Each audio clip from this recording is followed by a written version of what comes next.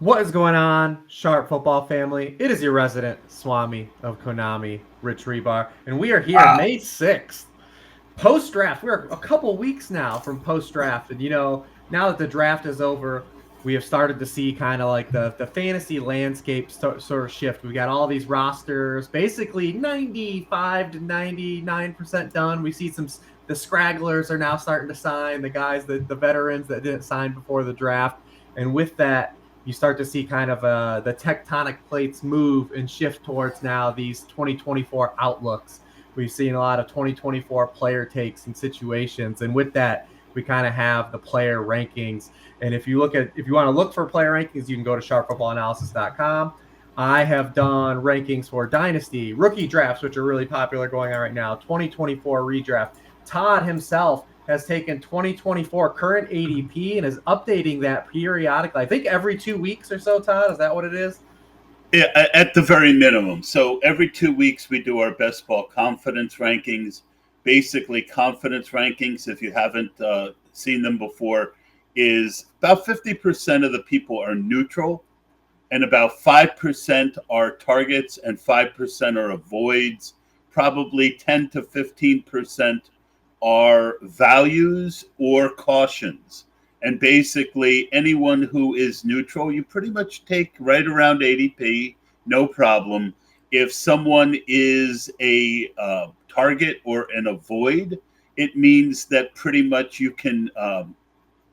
Avoid means you're pretty much never going to get a guy unless At that cost. they're just not going to fall enough for me to want them. A target kind of means the same thing. It's about 2 to 3 rounds of value. So you can take them a little earlier, at least a tier earlier, and cautions are guys who you pretty much only take when they drop a little bit within a tier or down one tier, and values are guys who you favor within a tier. Is kind of the short version, and it's a little more useful than your normal rankings as far as the way you actually draft best ball drafts. Yeah, absolutely. You can check all those right now. Everything that we just mentioned is available in the draft kit that's available right now. You can use promo code SAVE5 over at sharpfootballanalysis.com. You can also take a peek in pre-order that 2024 football preview book from Warren Sharp, which we're all going to be cranking on over the next 6 weeks. That's probably going to come out, late June, early July, usually. If that gets pulled back, I'll let you know. But that's usually the time frame where it's at. So And I forgot to mention, I never answered your direct question, which is, so every 2 weeks I do an official update and I write an article that highlights a few players. This week's article with the NFL draft passing and ADP shifting dramatically within that first week. It's mostly a look at the rookies and their ADPs and a couple key situations. Going forward, it will be just a couple players from each category I'm targeting. The article is free, and the confidence rankings themselves are part of the Sharp Best Ball kit. So if you want to see the full rankings, you can see all of Mr. Hribar's stuff, as well as my humble confidence rankings in that kit. Yeah, we thought we'd do something fun here, post draft, and since my rankings just went up live on the site, and you just did a fresh update, coat of paint on the conference rankings coming out of the draft, that we would kind of do a little compare and contrast on there, on kind of that layout post draft. And I thought we would just kind of take this like position by position. Funny thing is, I sent a list out to like the group of guys on the site, the fantasy writers, and kind of like, well, here's the guys that I've ranked that are the biggest difference in ADP, and we had a lot of overlap in values and caution and avoid. So I thought we'd just kind of take this position by position. Looking at quarterback, the quarterback position, you've got two guys that are really prime targets for you right now. Also, two guys that kind of showed as values on my end. The first guy I kind of wanted to just kind of lay out, and get your take on it, is Kyler Murray. A guy who you look at, since he's entered the NFL, he's been the QB12, the QB5, the QB4, the QB9, and the QB10 in fantasy points per game. He's getting a number one wide receiver now, and we know this officially. Post draft, there are some worries. It's like, are they going to trade down the Arizona Cardinals? What are they going to do? They draft Marvin Harrison, and it looks like, he's got that wide receiver one in place. And the last time we seen, Kyler Murray have his best passing and period in the NFL was playing with DeAndre Hopkins. So post draft, I see Kyler as a mover for you. How do you feel about Kyler right now? Well, it's the fun and sad part of drafting is that when you're right, it can shift quickly. And Kyler was someone I was targeting very heavily in early best ball, with the assumption that there was a very good chance that Marvin Harrison Jr. would end up there. And since I've written the article last week, he has passed Dak Prescott. And so if I wrote the article today, I would still call him a value, but I wouldn't call him a target. Mm-hmm. But the goal is that, a lot of the people that you target end up being neutral, because the rest of the other smart people out there, like yourself in this case, mentioning how similar we were on a lot of these guys, as more people start tweeting about that and writing articles about that, ADP shifts and values will change throughout the season, hence the confidence rankings. But to your point, Kyler has already moved about a round just in the last few days. And to kind of extend just to Kyler, to jump to another position just for a brief second, Marvin Harrison Jr.'s ADP really did not move post-draft. He's kind of been locked in like that wide receiver 9, wide receiver 10 area. And he was a guy that you had kind of a caution flag on, and now have shifted into be more neutral base. Is that because you're now looking to stack him more, or you're just, now that the official landing spot is in Arizona, that has kind of, cemented his spot there? He went from an avoid to a caution to neutral. And you talk about us kind of contrasting and going over really, different guys that we agree and disagree on. It was actually on this pod about a month ago when I first did the confidence rankings with Ray Summerlin, where he challenged my avoid. And I said, well, I have him as an avoid, but he's really close to a caution. The next update, I moved him to a caution. And the caution was, what if he ends up in New England? Right.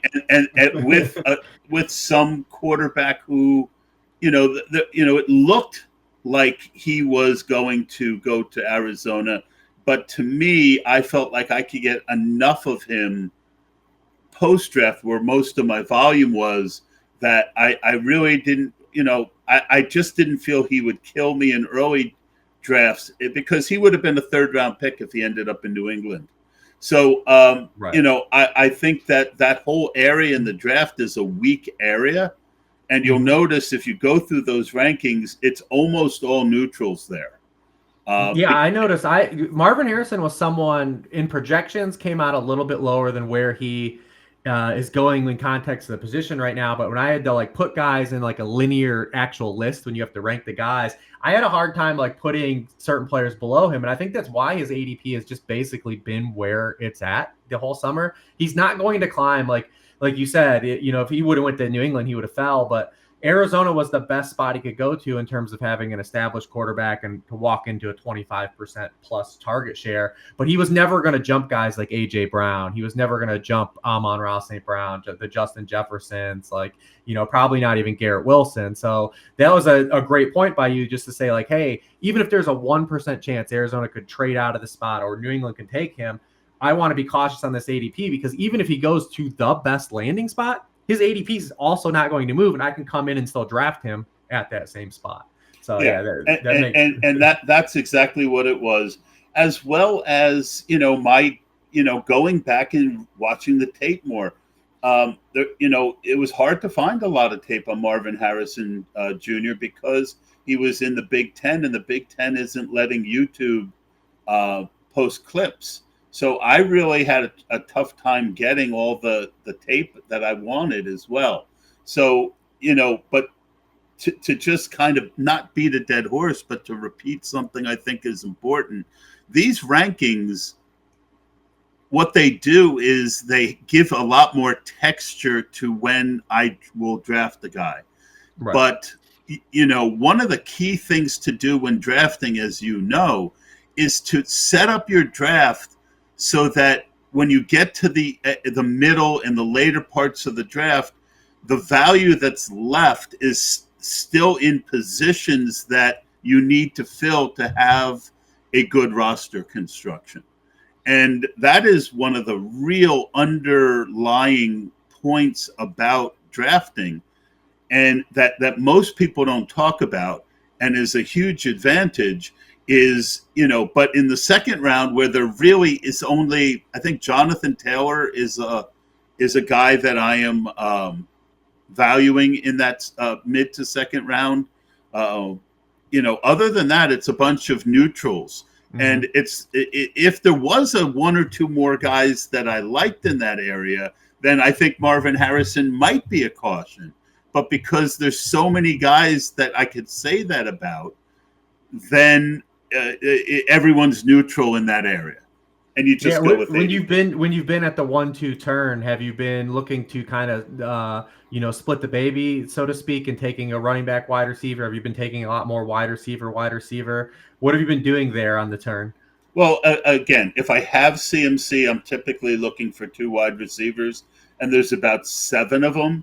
The only one that I really think is a little bit better than the others is Mike Evans.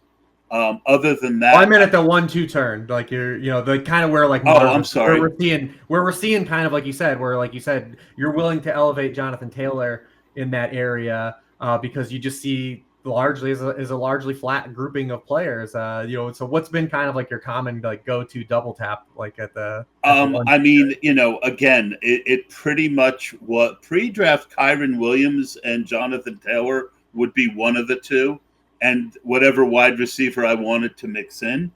But beyond that, now I'm just taking who's ever top on the ADP board, and because I'm not doing enough volume now, ADP is going to shift slightly. So I'm just trying to make different combinations at this point when I don't like anyone. I don't have a favorite.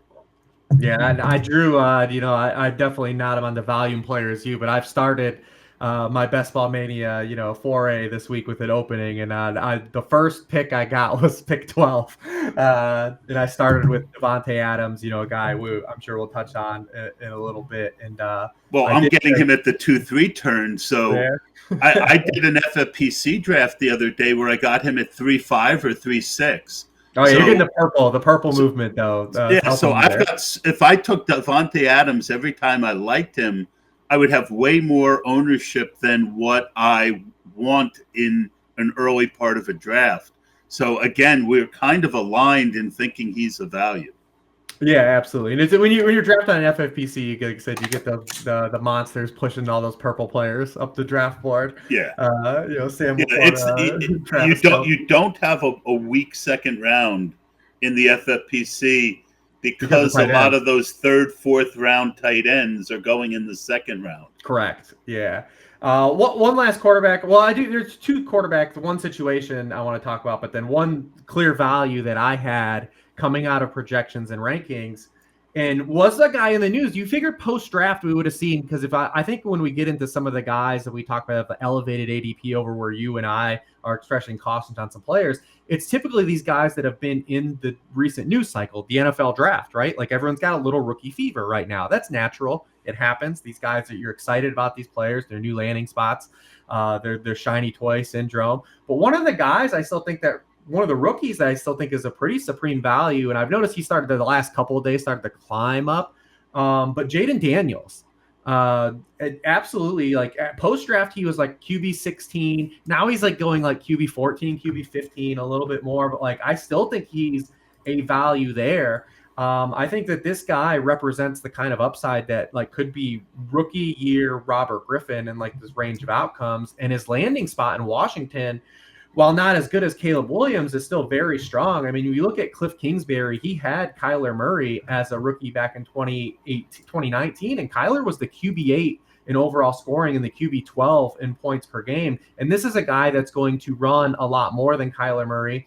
If he runs the 93 times rookie year Kyler did, he's going to have a lot more than 540 rushing yards that Kyler had. I know that. And that Kyler Murray, that version of him was throwing to a 36-year-old Larry Fitzgerald as his lead wide receiver. Jayden Daniels is getting Terry McLaurin, Jahan Dotson, functional players like an Austin Eckler, a Zach Ertz. They had Benson and Benson at like I see Jayden Daniels right now, and I look at some of the quarterbacks that he's going after, Jared Goff, I think even Tua. And let me get you to this one. I think from a value perspective, he's a way easier pick than Caleb Williams right now. Well, agreed. And so early best ball, which ended before the draft, I typically don't get more than 20% ownership on any quarterback. They tend not to move the needle in win rate like wide receiver and running back. So what I'm more concerned with, stacking the stud than I am picking a quarterback. But Jayden Daniels was my most owned early quarterback, and Caleb Williams was tied for third. So Caleb was going about 2-3 rounds past where he is now. As they've kept adding weapons, Rhamondre and Keenan Allen, his ADP has shifted up. And you're right, he has gone from being a target to me to a value and now neutral. Now I feel he is fairly priced. And so I'm fairly priced means I'm probably only taking him when I've got one of his receivers, and I won't be drafting much Rhamondre at his ADP. We saw last year Jackson Smith in Jigba fail just based on being a rookie in the 5th, 6th round when you've got two other wide receivers. Jayden Daniels, though, is still a value to me, Rich. He's got the legs. He's got and Terry McLaurin, Jayden Daniels, number one receiver. I mean, he's going easy to stack. Yeah, all the guys in Washington you can throw. I think even if you wanted to throw Eckler in a stack, I think he makes sense on Jayden Daniels teams. Yeah, but McLaurin, to get a true number one wide receiver in the 5th round, and sometimes the 6th round, and then Jayden Daniels in the double-digit rounds. I mean, I love a stack like that. Yeah, he stands out. One of the initial rankings that I have, and if you're not part of the draft kit, I'd like to give you a spoiler alert for this one, because when Warren tweets him out in a couple weeks, he's going to stir up definitely a lot of the football populace that doesn't realize that they're fantasy rankings at first. But one guy that I have higher than people in the ranks, and he's going after him in drafts that I think is going to be common amongst the fantasy community, but is not necessarily common for the ADPs. Is I have Anthony Richardson over CJ Stroud. And it's just a simple fantasy football, the way the game. Not even close. Not even close. Yeah. I think and this was part of my article, I think all the Texans wide receivers are going too early. And I think I've moved him to neutral simply because if you end up coming out of one of the first 3 or 4 rounds with one of his wide receivers, I'm fine taking him. But that was a team that they really didn't pass the ball unless they were behind, right? And as the team gets better, I think those ADPs are, I agree with you, they're very aggressive. And Anthony Richardson was scoring an ungodly amount of fantasy points whenever he was playing. So, yeah. Yeah, I mean, you look at Richardson, and it was as advertised from college. He was not a good passer. Now, granted, we had a very small sample. He played 2 full games, and he left another 2 early. But, I mean, he was 32nd in completion rate at the time of injury. He was, 21st in yards per pass attempt. He was dead last in completion rate below expectation. And he averaged the most fantasy points per dropback in the NFL. for all quarterbacks. So granted, it was a small sample, but he averaged 0.73 fantasy points per dropback. For some context, Josh Allen led the NFL with 0.63 points per dropback for the season.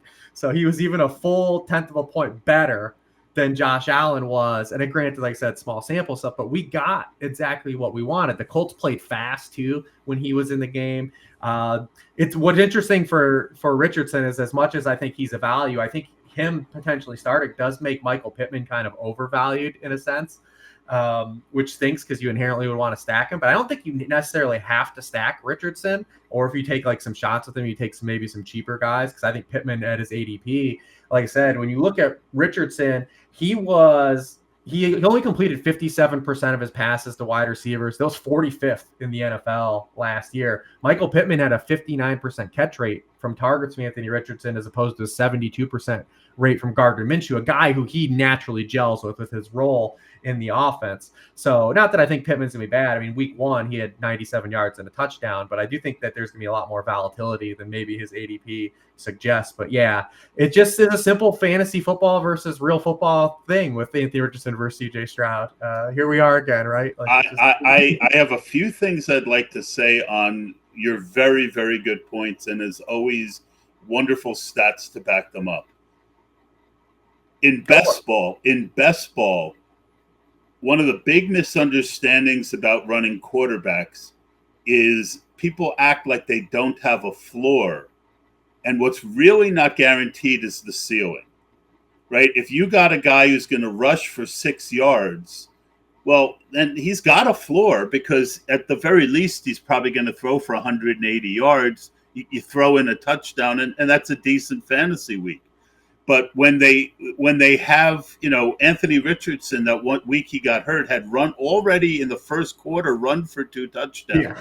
Right? So he has the ability in best ball, where you're trying to advance teams to either the next round in the playoffs or to win a big prize. He has an elite ceiling on weeks when he scores well.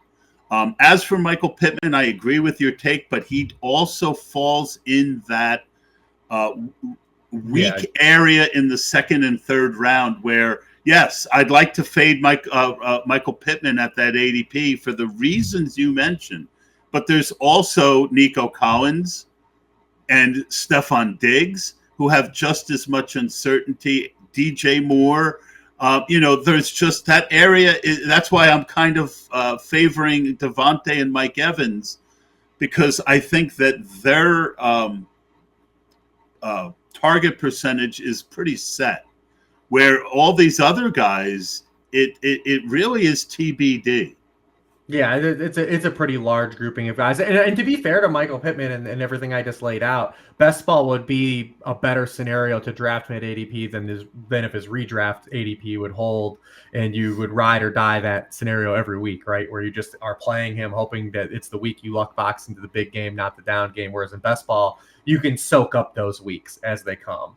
And Josh Downs is, if you get a Josh Downs pairing with Anthony Richardson, I mean, that's a pretty decent stack. That 6th round and 12th round, approximately, off the top of my head. I think Adonai Mitchell is going too high right now. He is in a void for me. Yeah, I think, like you said, that's a lot of the rookies. Post drafted. Like again, it's a new cycle. I'm curious to see where the dust settles. But what always ends up happening is first week of camp, rookies aren't starting. Like everyone's assuming this massive role, and then they come into camp and they're second string, or they're clearly struggling out of the gate. That's when you can buy these guys on the cheap. And if you miss and they're not a value, well, then you're underweight on a guy who still has to prove it when the bullets are flying live in the NFL, and a lot of times they don't.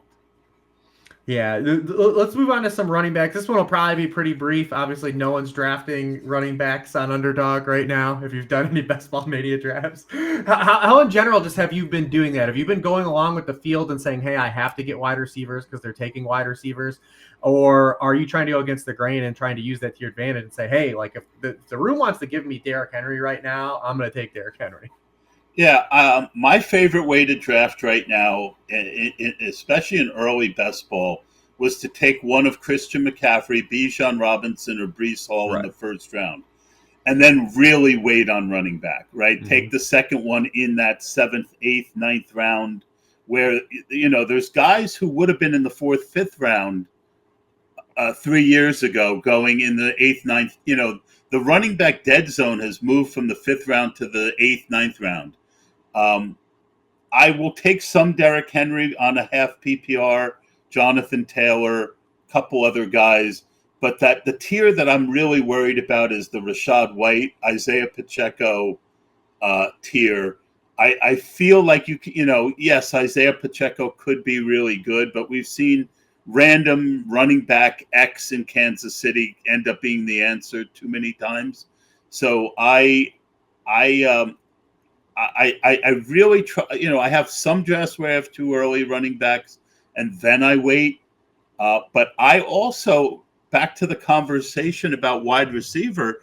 While a lot of these wide receivers are going early that we consider good, there is a whole tier of really decent wide receivers available in like the 10th to the 14th round. And then right at the end of drafts, there's more wide receivers and tight ends that I like than running backs. So that are just going to be playing. Yeah. So again, you want to set up your draft so that you're always taking somebody you like, and not taking from all the good running backs I like are gone. It's the 16th round, and I've only got 3 running backs, and I need at least 2 more. That's the situation you don't want to be in. So that kind of should be a big part of strategy. But I really feel like Bijan, Breece Hall, and Christian McCaffrey can bring you the kind of numbers that nobody else can. And you can get there with wide receiver by getting 4 or 5 really good ones between round 2 and round 10. Yeah, and what you really like about those guys from a top-down stance is, well, one, the way the current NFL is structured right now, we just don't have a lot of what you would think about, like the old baseball term, a 5-tool player. Like, we don't have a lot of those at running back anymore. The way the NFL has shifted, you have a lot of compartmentalized backfields where either guys playing early downs or he's playing passing downs. He's in the 2-minute drill, the 4-minute drill. Or now we're starting to see a lot of these guys play with mobile quarterbacks, and mobile quarterbacks impact not only green zone touches, but also checkdowns in the passing game. And what you like about Bijan, Breece Hall, and Christian McCaffrey is that all of those guys, not only do they check those 5 toolboxes, but they all play with guys that don't run.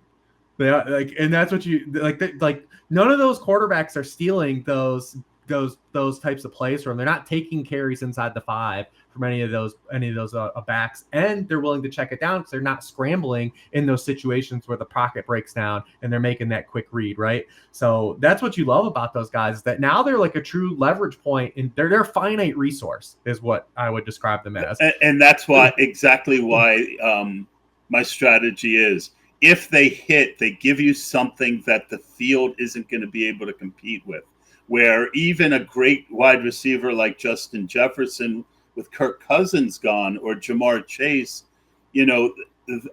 as much as I love those guys, and I'm certainly going to have some, I really feel that if those 3, one of the, we saw it last year with Christian McCaffrey, when he hit, nobody could keep up. Right. Yeah. And it gives you something that the other 11 teams won't have. So, and then I kind of do this sneaky thing where I kind of double down on it too, where if I take Christian McCaffrey, let's say I take Tyreek Hill, CeeDee Lamb, someone who goes right near Christian McCaffrey, I will take Elijah Mitchell in those drafts. Because if McCaffrey gets hurt and I've got Tyreek Hill and he's going nuclear, and I've got Elijah Mitchell, it's almost like I've doubled down on first-round picks. Same thing. I won't do it much with Tyler Algier, but with Breece Hall, I like Izzy Abanikanda. So I can make him my last running back in that mid-first round. so that it kind of gives me a sneaky chance to double down on first round picks. And I think it's a strategy I haven't heard others talk about. Yeah, it's tough because, the old handcuffing's always been kind of like a fool's errand in fantasy football. It's always been kind of a lie because if those guys miss time, they're like not one player fills their void. They can't. But I do think in the case of Elijah Mitchell, like we've already seen Elijah Mitchell be, and now granted the 49ers have added some other guys and the Jets did as well. So it's not as clear as you would maybe like it. But you do clearly get a surplus value in those players you selected while the other team simultaneously is getting injured in the process. One of the things that really helped me in best ball that translated from daily fantasy is what are you going to win when you're right? Right. Okay. So, even if it doesn't turn out that Elijah Mitchell is giving you 85% Christian McCaffrey value, if he gives you 60%, you are still adding and doubling down on your draft position. And in other words, when you take Tyreek Hill or CeeDee Lamb, you're guessing that team is going to be, that the answer is going to be those guys. So, kind of massaging your lineup to get a little extra juice out of that squeeze is an interesting strategy. Yeah, and at running back, you and I had a little bit of overlap with the more like the later round guys like Kendre Miller and Tajay Spears showed up as maybe a little more valuable right now, and you're building those teams. One thing that really stood out to me, though, in these early drafts, post-draft, is that Jonathon Brooks and Trey Benson are basically going back to back. And that it just feels like a really colossal mistake that Trey Benson's ADP is where it's at. Even though I am cautious like you are on James Conner at ADP, but there's just so much that has to go right for Trey Benson's ADP to justify that cost. To where you're taking him over guys like Zach Moss and Nick Chubb, and like I said, he's going ahead of Jonathon Brooks. We talk about, we want to advance right at the end of the season. Jonathon Brooks, I think right now represents largely a better value right now post-draft than I think where gamers are going to get to come August and like the dust settles. So I've been trying to post-draft actually even draft him because I think that when we start to, because we'll start to get the reports, right? Like either he's on schedule or whatever towards the end of summer. But you look at Dave Canales, like this is a guy that's already told us he wants to run the football more than the average NFL team. He did it last year, and he said he already has come out and said he's going to do it again. This is a team that didn't draft Chuba Hubbard, a regime that didn't draft him. They're already out on Miles Sanders. They clearly are in Jonathon Brooks. And you're talking about trying to advance. We're talking about they just signed Rashad Penny today too. Yeah, which you're probably a camp body. Like, wow. I think at this point you're probably right. But we talk about the advance, right? Like we want Jonathon Brooks, who's going RB 29, RB 30, to be good weeks 14, 15, 16, 17, right? Like we that's where we want that advance rate. That's where we want and that is ADP. You can do that. Yes. And I didn't like Benson's tape nearly as much as Brooks. He was a fade for me because he was going, I like Marshawn Lloyd's tape more than Benson, and I could get Marshawn Lloyd as much as 7 rounds after Benson in early best ball, and at least 2 or 3 rounds, or at least, well, in the beginning, Marshawn Lloyd was an 18th round pick, and then he got some steam, but I Benson, I think. I come around on him a little bit because of how much everyone else likes him, but he's that perfect guy that I think, in a short term. All right, so let's talk about tournaments. If you're drafting Best Ball Mania or any tournament that's going to close right before the season, a guy like Benson, I think, will be cheaper in 2 months. If you're drafting a short-term tournament, like that one $3 tournament closed in like 4 days, right? And you're drafting within a tight window. Well, then if you like him, take a little bit of him because nobody's going to get an advantage on you later. So just like in DFS with best ball, contest selection can also change the thought processes you have on players. Yeah, and I think like you just said, I think when we get to August too, if you're looking at both these players, I think Brooks will end up having an ADP higher than it is right now, while Benson's is lower than where it is right Agreed. now. Agreed. So And it that's just how kind of I'm. makes, yeah, that's how I'm handling it too right now. That's what kind of everything kind of shows there. Like we said, running back, like it is what it is. There's not like a huge amount of turnover. Wide receiver is what makes drafts kind of fun this year, not only just because everyone is taking wide receivers, but it's the kind of wide receivers that they're taking. We're seeing a lot of these rookies post draft really kind of keep a lot of elevation. You and I have a lot of overlap with kind of the golden oldies. We already mentioned Devontae Adams kind of being, a higher value than I think the world sees him. I mean, he had 175 targets last year. I know they all weren't targets because he had the second highest. And they might not be again this year. Well, I mean, if we get more Minshew than O'Connell, I think that's a pro. We kind of talked a little bit about like at least what he did for Michael Pittman. At least give us a little more functional targets than he had last year. Mike Evans, you talked about. Mike Evans had one of his literally a turn back the clock season for Mike Evans, and he's like always produced. But I mean, he had the highest yards per out run in a season since 2018, his highest yards per catch since 2019. He had his highest target rate per route. Highest target rate per out run since 2016. I feel like he's kind of like, I don't really understand why he's so low. Eventually he has to fade. But we were talking about him in the context of like where he's going in wide receivers.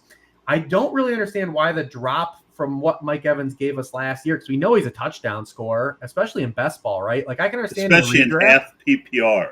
Half right? PPR and best ball. Well, you'd think that's Mike Evans' calling card, right? Like that's right. And it's hard for me to believe that he's fallen behind Malik Neighbors, Stephon Diggs, who we brought up, the new team, and maybe a crowded target tree and a team that maybe doesn't throw as much as we think we're going to see. A DJ Moore in another potential situation where he's got way more target competition than he had a year ago in Chicago with the new quarterback. It's hard for me to wrap my head around why Mike Evans is going wide receiver 19.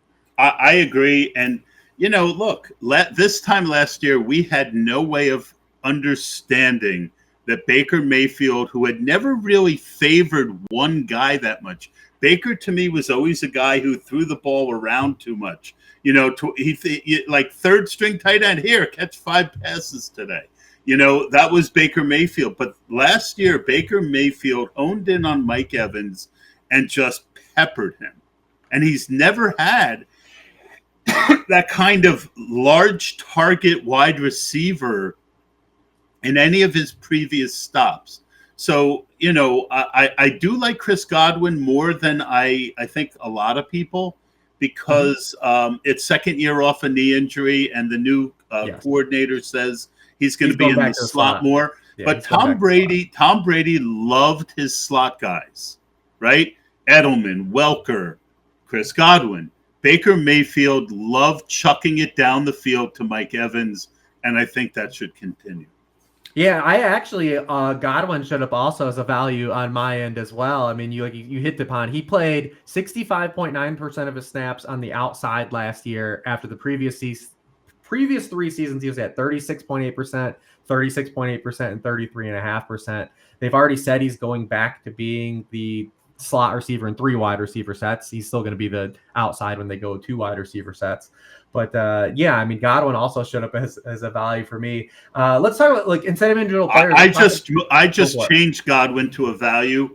I was thinking about this actually yesterday, post last update, and Godwin keeps falling, right? Mm-hmm. And this week and last week, this week, and maybe next week, ADP is still very fluid as people process the draft.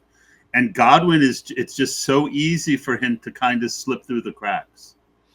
Let's talk about a couple of these wide receiver situations that kind of have the 3-man guys being drafted. The first one I'll talk to you about is Green Bay. This is like one of the ones where we kind of had a little bit of difference, but both of us showed kind of showed Jayden a little more caution on Jayden Reed than the field is, who has him number one of the Packers wide receivers in terms of ADP. Jayden Reed was exactly what we talked about. He only played in 3 wide receiver sets. He only ran a route on 61% of the team dropbacks. And that was in a year where Green Bay had a tumultuous run of injuries at wide receiver. So we expect that to go up and potentially to kind of grow in year 2. But I still think the room isn't considering that Jayden Reed also probably isn't going to be a full-time player in this offense either. How are you handling the Green Bay wide receiver situation? I don't think I've drafted. I think I might have one share of Jayden Reed in 60 drafts. I like the player, but there's just too much chance for him to disappoint. He's a guy who's going to need, like he did last year. And the other thing is, last year, Christian Watson was hurt all year. What if Christian Watson's out on the field? I think that affects Jayden Reed more. I wish I had more love than I do at quarterback, but it's just he goes right around other guys I like more. But Dontavian Wicks is one of my favorite values on the board. He is a target for me. His ADP keeps dropping. I had 28% Dontavian Wicks in early best ball. To me, he is almost as talented as Jayden Reed, and he's more likely to play. And you look at some of these guys on Twitter who post advanced stats like getting open and things like that. And Dontavian, I wish I could think of the tweet or two that I saw, but Dontavian Wicks passed my eye test. And he's also, and a lot of times what happens if it passed my eye test, he passes the metrics that define what I'm seeing, if that makes sense. For the people who want to argue data versus film, I do better on film. I'm not real good with data, but a lot of times what I'm seeing on film, data will back up. I really like Dontavian Wicks, Rich. What are your thoughts on him? Yeah, I like him where he goes, especially if you've taken love teams. It is kind of hard to figure out, the push and pull probably with him and Romeo Doubs, who kind of comes off the field, because we know, like I said, when they go to 3 wide receiver sets, Jayden Reed is playing. He's going to go in the slot. And the other thing we know is when Christian Watson is available to play, he is the wide receiver 1. We even saw it last year in a season where Christian Watson was hurt. That's why I'm a little higher on Christian Watson than you are, just because of I think this is another thing. I probably need to get less dogmatic on him because of his big play upside. And that's the thing. He's such a baby. I really have trouble with him because he's such a baby. But if you look, right now, Dontavian Wicks' ADP is 147. So you can get him in the 13th round. Yeah. Not only do I love him that late, but right after him, if you look at guys who go right after him, let me find him, 187. 140. So after him, you've got guys like Michael Wilson, No, Quentin Johnson, Darrell Mooney, Michael Wilson, Jalen Polk, Roman Wilson, Jermaine Burton. In other words, you've got guys who need to prove it. I think he's going about 2 rounds too late. Yeah, my pro thing with Christian Watson is essentially what we just laid out for Mike Evans. If this isn't the format to draft him, then it's fair.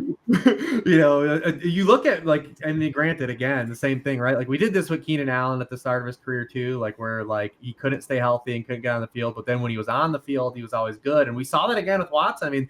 Before the 2 games before he got hurt, he roasts the Chiefs for 71 yards and 2 touchdowns. On the night he gets hurt, 7 catches. On Thanksgiving Day, week before that, he had 94 yards and a touchdown. It looked like he was finally turning the corner. Maybe I'm just a glutton for punishment when it comes. I think you're turning my, and that's why these kind of discussions are so important.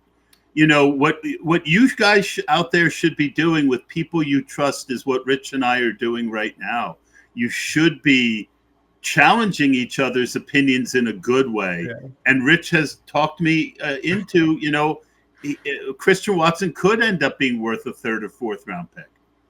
Well, yeah, in the end of the day, I think right now the price and the format is kind of like, if you're not, because I think you make the same arguments for Hollywood Brown, right? Like, in a lot of people, I believe Hollywood Brown should be drafted ahead of Xavier Worthy, because again, like everything lines up, the format, everything is like, if it's not going to hit, then it's like we're going to miss a lot smaller in these best ball drafts than we are come August when we're trying to set weekly lineups. And we have to decide, because we're going to draft Hollywood Brown and Christian Watson in our redraft leagues as wide receiver 4s or 5s. And that means what we're going to be doing every week is deciding, am I going to start these guys every week? And we're going to be trying to make that decision. And we're probably going to get it wrong a lot of times, right? Like, we're going to put Hollywood Brown in and we're going to put him in the week he has 3 for 40. The next week he's going to have 75 yards and a touchdown or 2. We're going to try to chase that dragon and then get it wrong again. And you know what I mean? Like, it's a circle of life there. We've all rostered that type of player. But in these early best ball drafts where these guys are going, I mean, we're just talking about, I think, larger value players.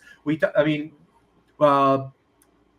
was I just talking about? Marquise Brown is going right near where we just talked about Jayden Reed. They're like, he's like 3 picks after. Terry McLaurin is going after Jayden Reed, who is a wide receiver 1 on his team, right? Like, I picked 2 to 3 shares of Hollywood in the last 3 to 4 days for exactly what you just said. I think Xavier Worthy is going 3 or 4 rounds too early. I think it's wildly optimistic for a guy because people love speed, but I felt in my tape watching that Xavier Worthy might be an awesome player in year 2, but might take some time to come along. Now, he landed in the nut spot. If anyone can get him the ball where he should get it, it will be Andy Reid. But Hollywood Brown is going to be like milk, eggs, and bread in a supermarket. He's going to be the staple in that offense if Rashee Rice is suspended for 6 to 8 games.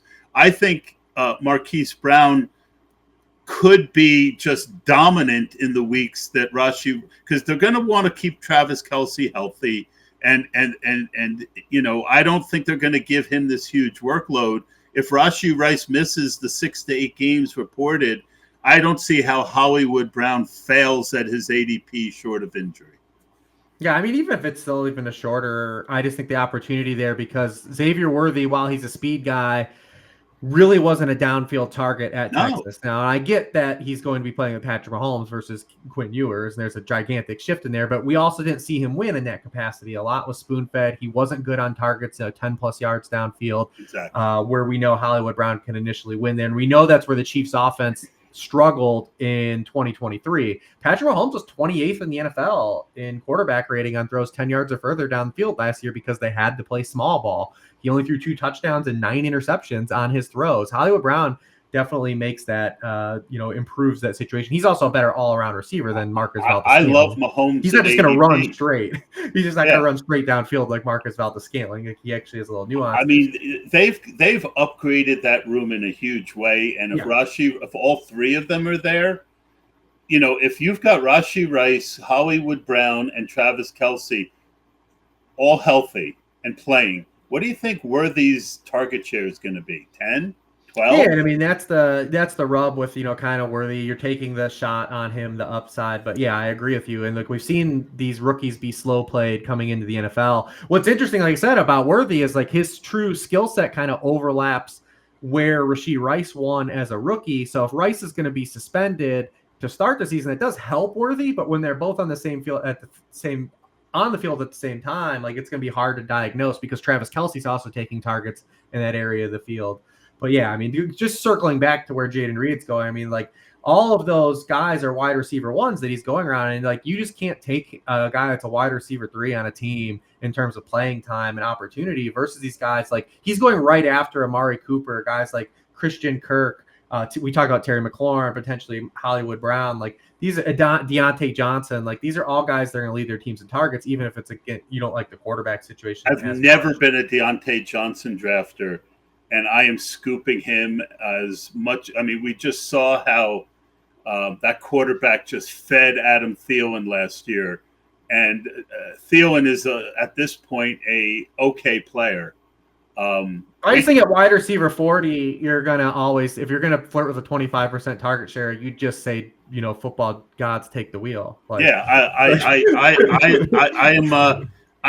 And also a big part of why I never liked Deontay Johnson was it was a team that didn't throw the ball.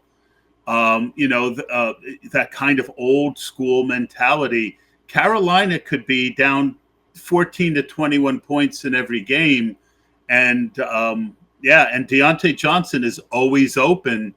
I think Deontay Johnson could push for 120 catches this year. Yeah, one other guy that we both had overlap in, and it's another old player. Maybe we just like the olds. We're tough to give up on the olds. It's possible. Which is definitely possible. But I don't know if anyone realized the Rams didn't add wide receivers this offseason. And Cooper Kupp is and he's being kind of left for dead, especially in context of where he goes versus Puka Nacua, because obviously Kupp is going to hold contingency value if Nacua misses any time. But Cooper Kupp ran 399 pass routes last year with Puka Nacua on the field. You want to know what his share of team targets was on those routes? Let me guess, 26. 27.1%. I would have guessed 26. No other Rams player had a target share over 11.6%. We saw Demarcus Robinson kind of get involved towards the red zone towards the end of the year, but I just feel like Cooper Kupp's being left for dead, and he played hurt the entire year last year. I was just going to make that point. So we know that he was hurt all year, and the human beings tend to overreact to what we saw last. And what we saw last was an injured Cooper Kupp down the stretch, and Puka Nacua being fed. If Cooper Kupp is happy, I still the only caution I have in the first round is Puka Nacua. I think it's very optimistic, and I agree with you that Cooper Kupp, and he had that weird injury. What was that injury he had? Yeah, he had like a quad hamstring injury. I think people were comparing it to the Rocco Baldelli injury that Rocco Baldelli had in baseball, but we never got official word what the exact injury was. It was hamstring, quad, lower leg, leg. It was kind of vague. It was kind of tied to the injury he had the year before.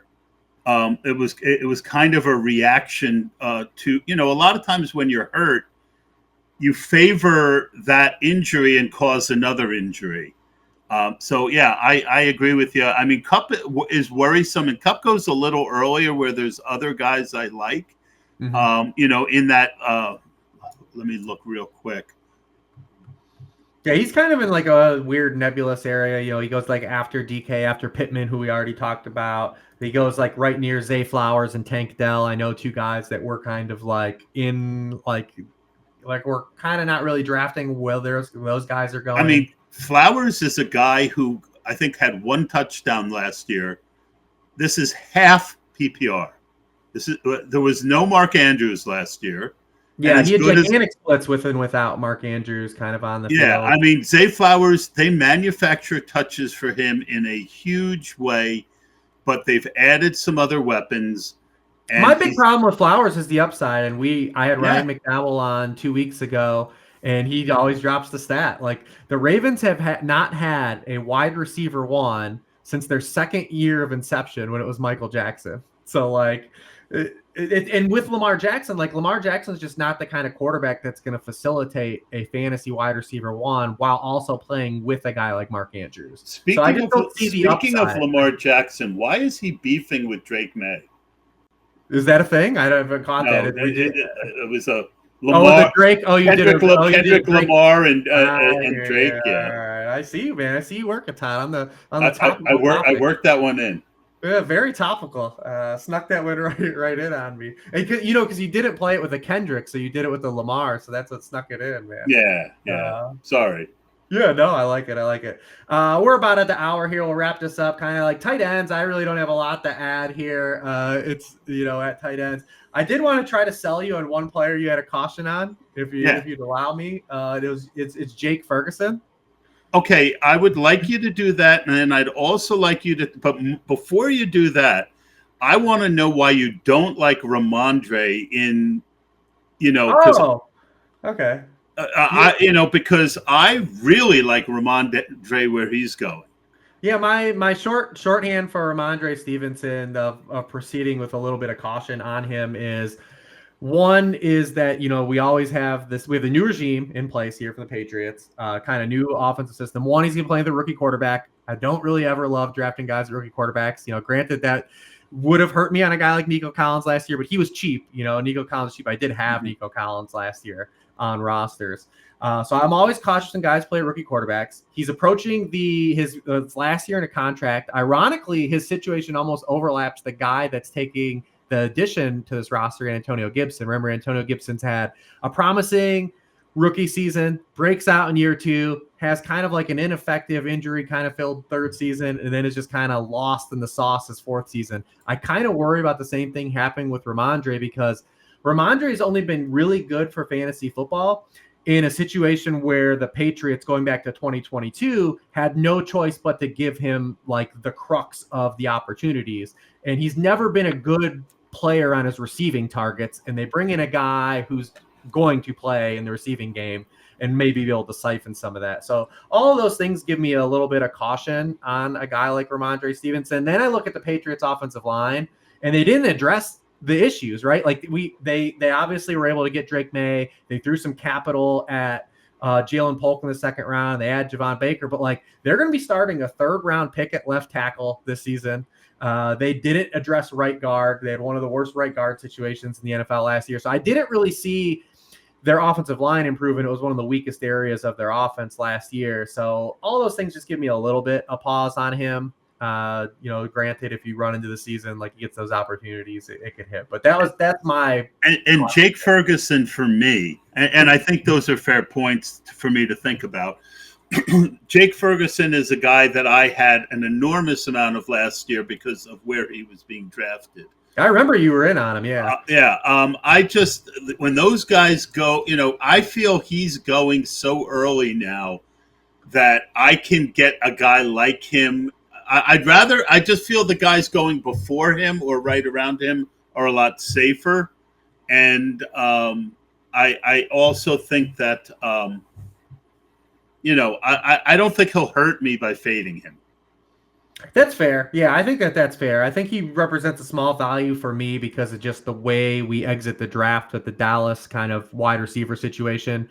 We already seen Brandon Cooks couldn't earn targets in that offense last year. They're going to be probably extending Jalen Tolbert's role, which, good luck. We'll see what happens. There's no real wide receiver 3 threat. We have a soft wide receiver 2 threat. We don't know kind of the running back situation. The target dispersal there is Tony Pollard absence going to equal like our Zeke and Rico Dowdle going to match his opportunity. And then just the red zone usage. We talk about this half point PPR. Jake Ferguson was 4th among all tight ends last year in target share in the red zone. So I think where he goes, the guy I'm worried about in that area is David Njoku. And it's because not just, they go out and they add another wide receiver. And I know it's Jerry Jeudy, obviously he's been a hopium infused player to his career, but is a guy that does represent a larger threat than what the Browns have had, in previous seasons at the wide receiver position. And then when you look at David Njoku splits with and without Deshaun Watson, it's actually the inverse of probably what you think they were. On 311 routes the past 2 seasons with Deshaun Watson on the field, he's only averaged 1.09 yards per route run, and it's only been targeted on 17.4% of his routes. Yeah. He's run 650 routes with the other non-Deshaun Watson quarterbacks, 1.95 yards per route run, a target on 24.7% of his routes. That's almost a 7% increase. So he's a guy, I love David Njoku, the talent. I think the format's for him still. He gives me a little bit more cautious of those guys that go in that area. I have 1.7% David Njoku in early best ball. So 2% Njoku for exactly the reason you mentioned. Joe Flacco just peppered the daylights out of him. The good news is that Deshaun Watson doesn't look like he wants to play football. So there's very good chance that someone else will be throwing the ball. But yeah, it's funny. We come at things from different angles, but different sharp angles, but we end up pretty much in the same place. Hey, you love to see it. That's a good spot to put us here. A couple minutes over the shot clock here, but it's hey, it's May 6th. It's fun to talk about this. What else are you gonna do? Yeah, these things are getting, like I said, everyone started to have that look at the actual season now. We're gonna have a schedule release probably next week. Well, definitely next week we'll have the schedule release, and then that everyone's gonna be doing their week 17 correlation. We're gonna hear that always. So. Oh yeah, producer Matt's letting me know it's this Thursday is the schedule release actually, so it's not even next week; it's this week. So we'll get week 17 correlation revealed to us this week. People will be on we it. need to focus more on week 16 this year because getting to week 17 means you're going to be profitable.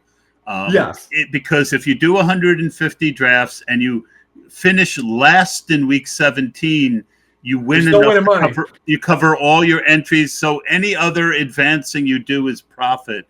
So I love that. I love that. Yeah. I think that obviously you still want to correlate week 17, but I'm going to be doing a lot of studying on week 16 and 17 together, and coming up with some unique strategies as we move. I love that. Can't wait to hear that. We will do a show on that one too. Come once we get this, and we can kind of sort our thoughts on that. But yeah, we want to be in the winner's circle first. We want to get there first. We want to get on into the batter's box.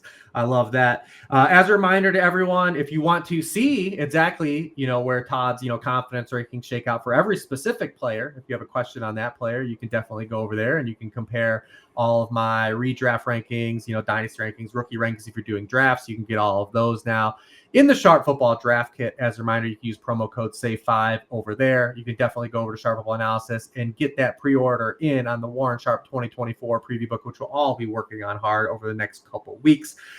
I'm Rich. He's Todd. We'll be back in future weeks. Good luck, everybody.